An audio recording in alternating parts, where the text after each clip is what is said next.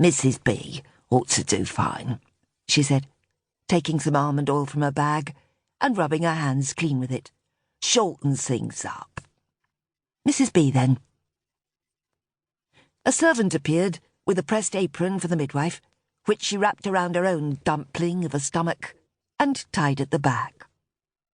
She removed the woman's slippers, squeezing the arch of each foot before lifting her legs onto the bed, then laid her palms on the great taut womb and closed her eyes as a way of gathering all her senses to feel the child inside.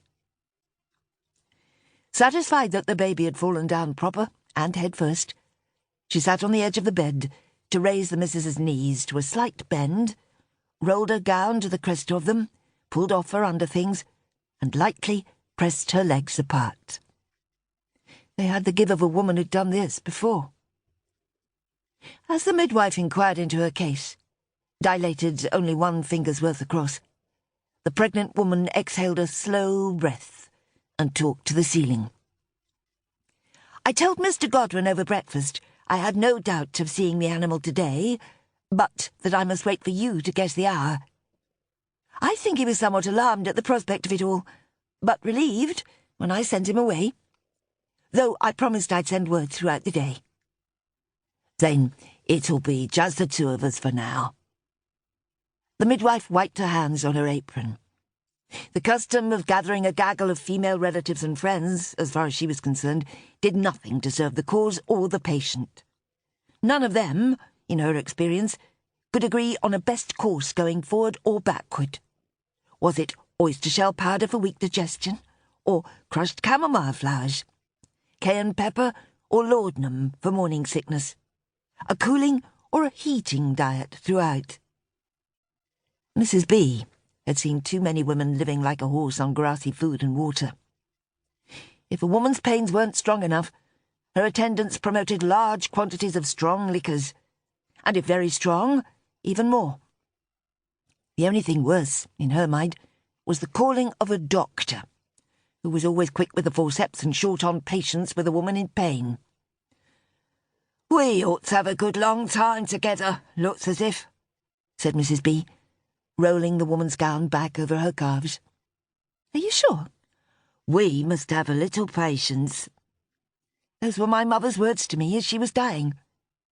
'Tis true, coming or going. The midwife gave her a quick pat on the bodice of her dress. Let's get you out of this into something easier. The woman signalled toward a wardrobe, where Mrs. B found a clean pressed chemise, not a single heavy bedgown in sight, typical for lying in, but much too warm. She was of the view that nothing should be added to dress or bedclothes that the patient wasn't accustomed to in perfect health. When she turned back, the woman was on her feet, arms surrendered to the ceiling, at ease in her body.